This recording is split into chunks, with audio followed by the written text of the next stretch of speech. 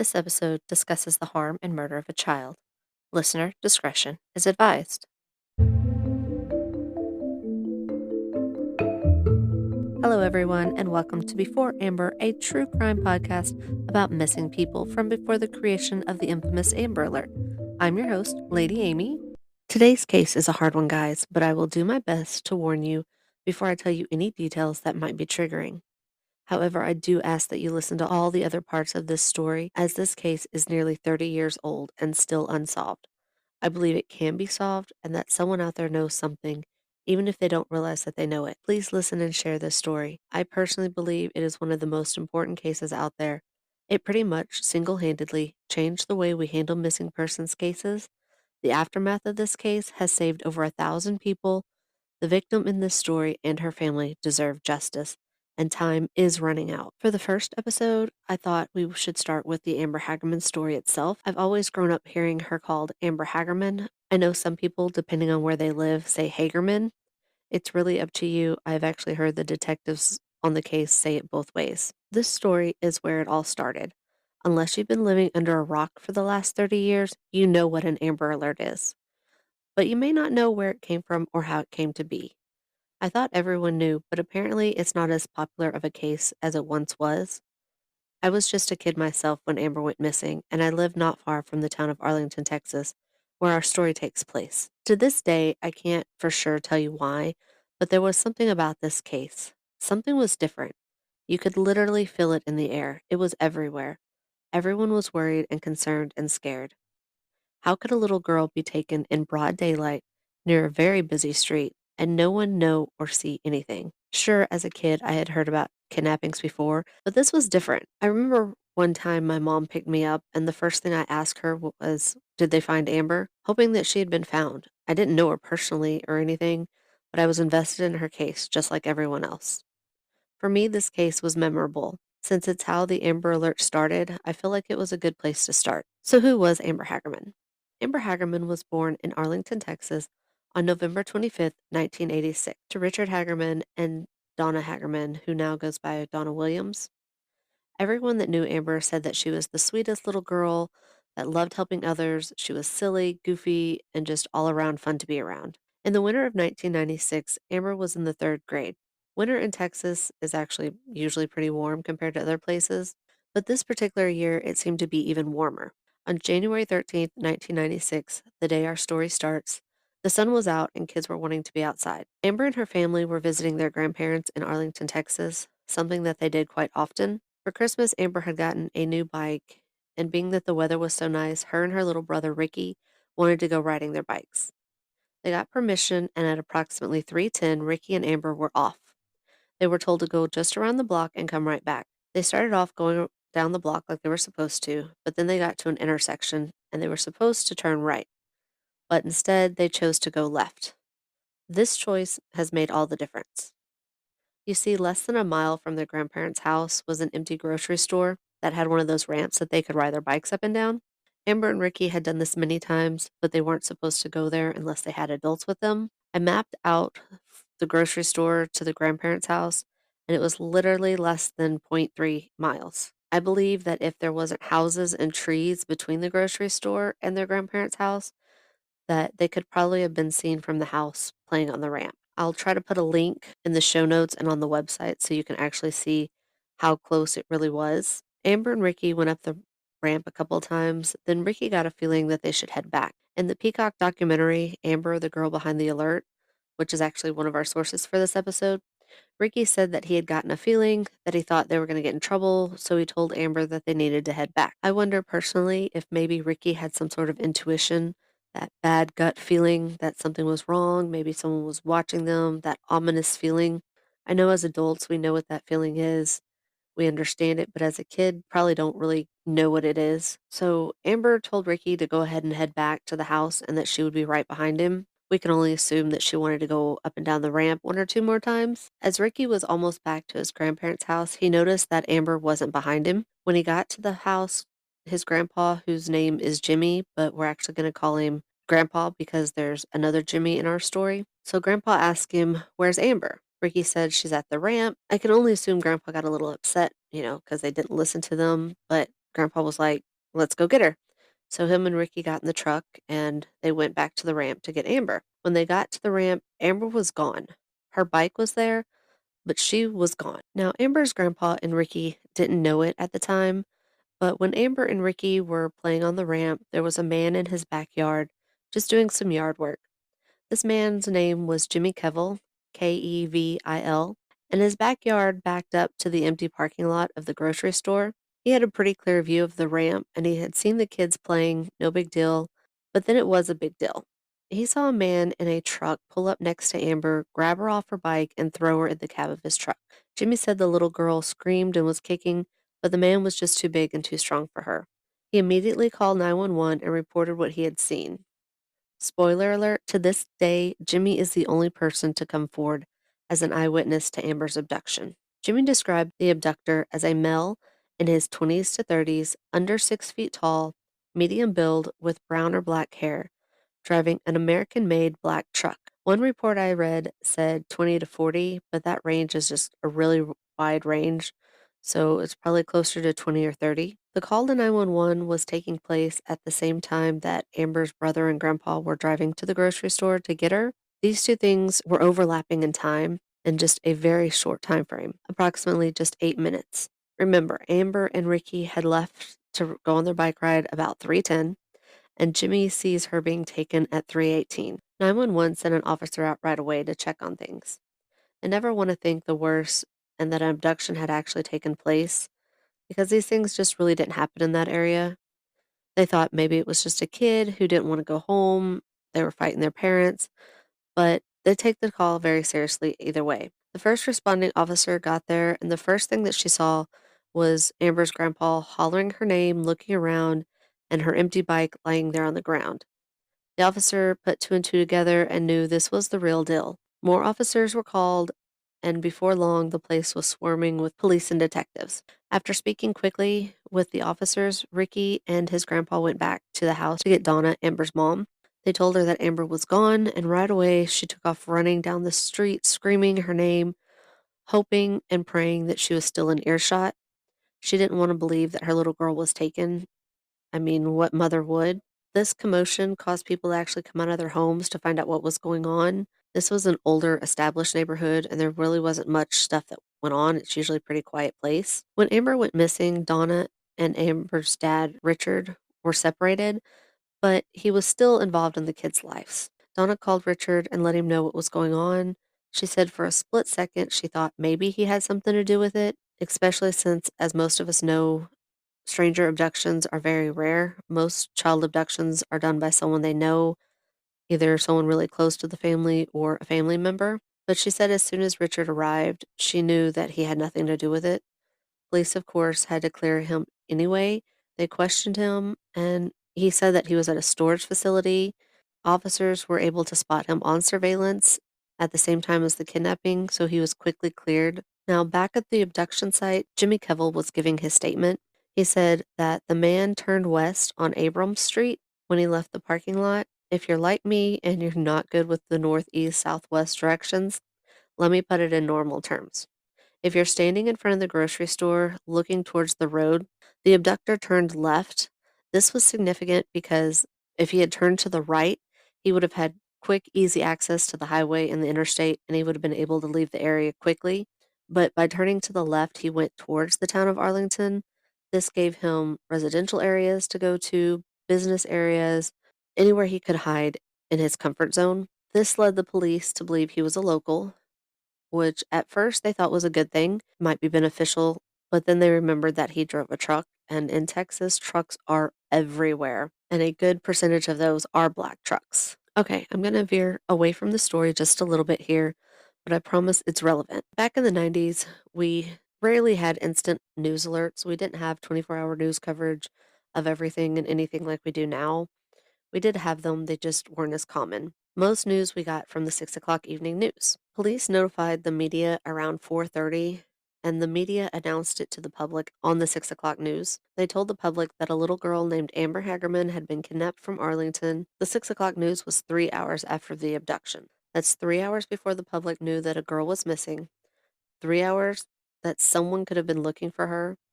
A woman named Diana Simone felt this way when she saw the news that night.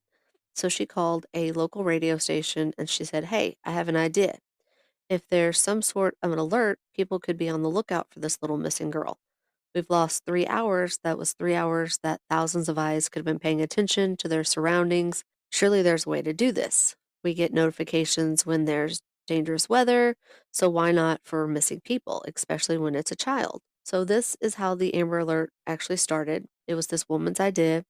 At first, it was called the Amber Plan, and it was local just to the Dallas-Fort Worth area. Police departments, the radio, and the media, they got together and came up with this plan to broadcast this annoying sound to get your attention. Back in the day, it was actually a different sound than what it is today. Now, this noise, of course, like I said, it was meant to get your attention and then give you the notification like it did with severe weather. They tried it and they had success. Their first Amber Alert actually was a success. It was a baby girl that had been taken by her babysitter. They issued the Amber Alert and she was caught very quickly. Other places around the country had learned about this, so they reached out to the DFW area to find out how they could implement this in their areas. Before long, it snowballed into the national level. Today, it's not just in America, it's actually used all over the world. Now, back to our story. At the abduction site, the police noticed something else. There was a laundromat right next to the abduction site, and it was actually a pretty crowded laundromat. The problem was that the side of the building that was facing the ramp had no windows, so people inside could not see outside at the abduction site. However, if someone was going in and out of the building, if they were standing in front of the building, they could have seen what was going on. If there had been an Amber Alert at the time, those people could have realized that they saw something if they had seen something. To this day, no one from the laundromat has come forward and said that they saw anything or that they knew anything. Once the news broke of the kidnapping, it was everywhere. TV cameras were set up outside along the road of Amber's grandparents' house. At the time, if someone went missing or the media needed to share what that person looked like, they would usually use a still photo of the person, like a school photo. It wasn't like we have now where everyone's taking videos of themselves every day, all day. But Amber's case was a little different. You see, for many months before the abduction, Donna had been participating in a documentary for a local news station, so Amber and her family had had a TV crew following her around for months. The news station quickly put a video clip together for the public and they passed it out to all the other stations. So instead of seeing the plain, boring still photo of the missing girl, they saw Amber. We saw her reading books with her mom, opening presents, blowing out birthday candles, playing in the driveway with friends, riding her bike. We connected with her. To this day, if you were to show me a clip from that, I would instantly know what it was. We got to see the happy, full of life little girl that she was. This was the reason that a lot of people think this case was memorable and that it touched people in a different way. It was because we got to see a living, breathing, happy person. We were able to connect with her.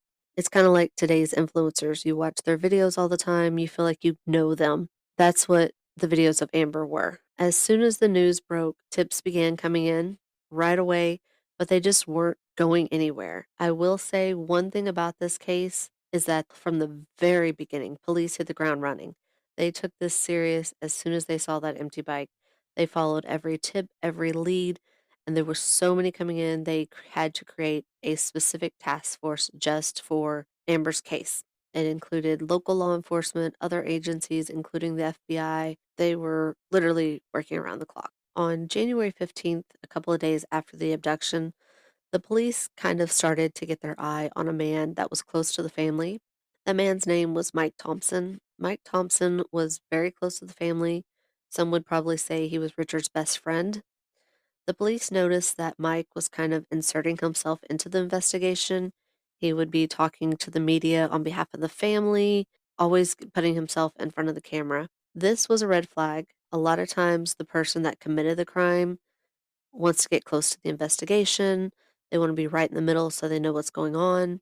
Another red flag was that Mike happened to drive a black truck. Police took Mike in a couple of times and interviewed him more than once. I don't know for sure how many times, but after several times, Mike was cleared. He was very cooperative with the police. He answered all their questions. But the big reason why he was cleared was that that black truck that he drove was actually a work truck, and anytime he made a stop, it would get logged. The logs for January 13th showed that he was roughly 30 minutes away. Mike had seemed like one of their best leads. The police were trying, they just weren't getting any leads that were valuable. Okay, guys, this is where I'm going to talk a little bit about what actually happened to Amber. So, this is my warning. If you want to skip ahead, feel free to. I'm going to minimize the details as much as I can. That information is out there. So if you really want to know her cause of death and any of that stuff, you can just Google it. So on January 17th, the weather changed. Remember, it was really hot, hot enough that some people were actually wearing shorts, but a cold front came in. And as soon as that cold front came in, it created a really big storm. Around 11 p.m. the night of January 17th, a man was walking his dog at an apartment complex that was actually less than 5 miles from the abduction site. He said that his dog kept kind of wanting to pull him towards this little creek area. He kept barking. He just wasn't following his commands from his owner. So, as much as the gentleman was fighting his dog to get him to, get back on track and finish their walk, the dog was fighting even harder. So he finally gave in and decided to see what it was that had the dog so upset. As soon as he looked, he saw the body of a young girl laying face down, naked, at the edge of the creek. From what I understand, the spot was not fully in the water, but if the water rose a little bit more, it probably would have made the body float away. The man knew right away what he was looking at. He ran to a neighbor's apartment, got their attention.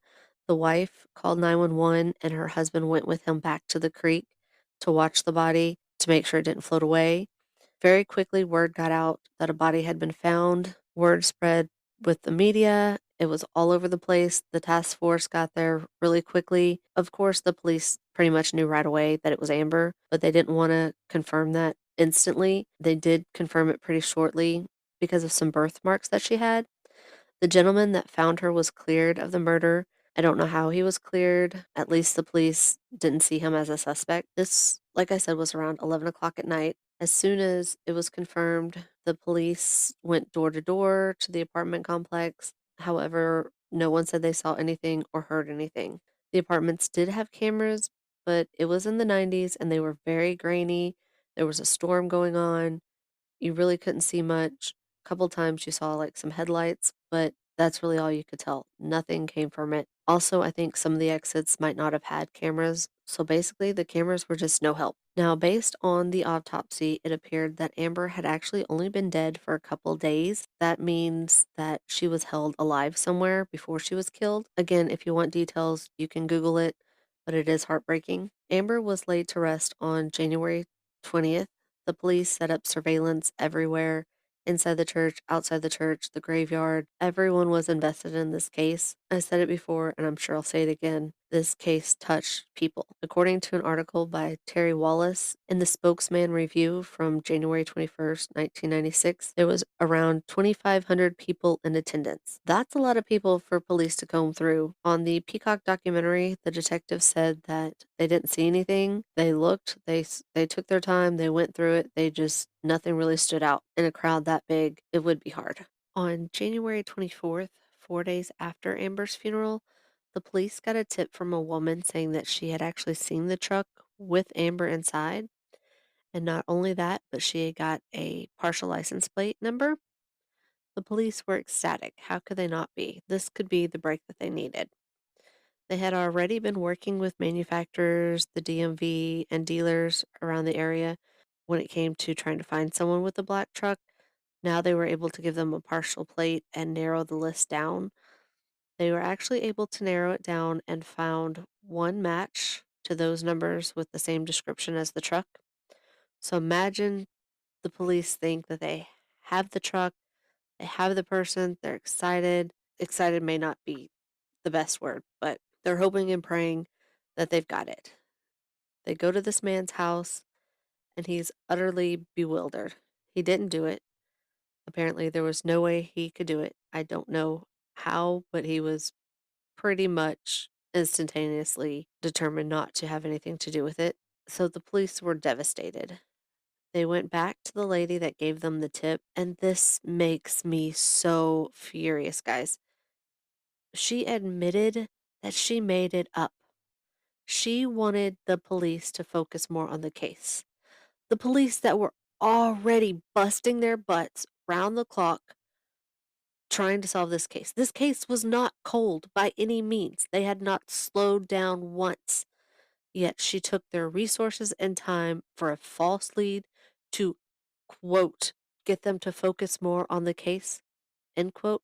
How I, there's no way that they could have focused on this case any more than what they were focusing on. Again, it had its own 24-hour task force. So all she did was waste time and resources. This case was only days old. Only days old. This just irritates me so bad. I hope she got in trouble somehow. I don't understand why people think giving false tips. Yeah, I don't have words. And that was really it, guys. That was the last big tip that the police let the public know. Maybe they have something else that they're not sharing with us.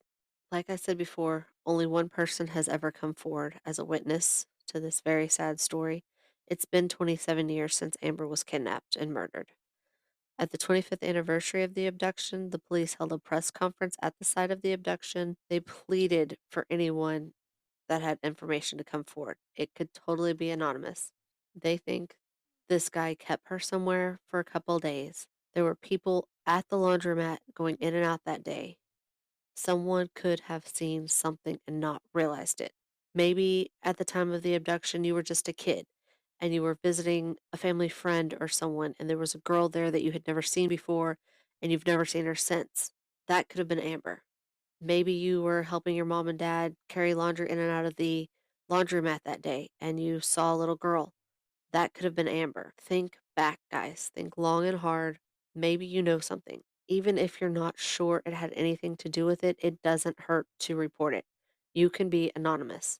Recently, police have let it be known that they have DNA in this case. I'm guessing it's very minimal. They did say in the Peacock documentary that they were considering sending it off. I could not find anywhere that said they have sent it off yet.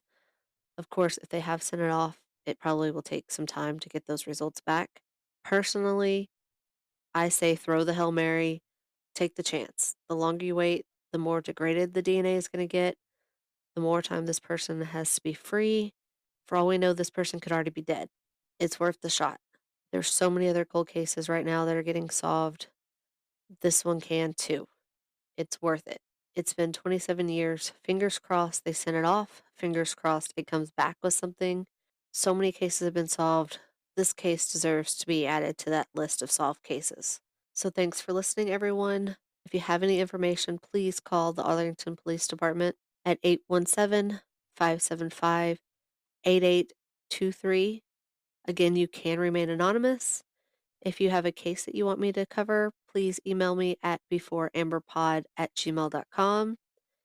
If you have a tip about this case and don't want to call the police, email it there. Whatever you feel comfortable doing.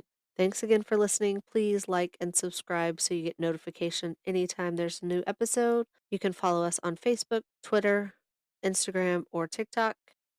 Sources for this episode include yahoonews.com, cairo7.com, thecrimewire.com, themissingkids.org, truecrimemf.com, thespokesman.com, NBCDFW.com, the Peacock Documentary Amber, the Girl Behind the Alert. Thanks again for listening. Have a good day, and I'll talk to you soon. Later.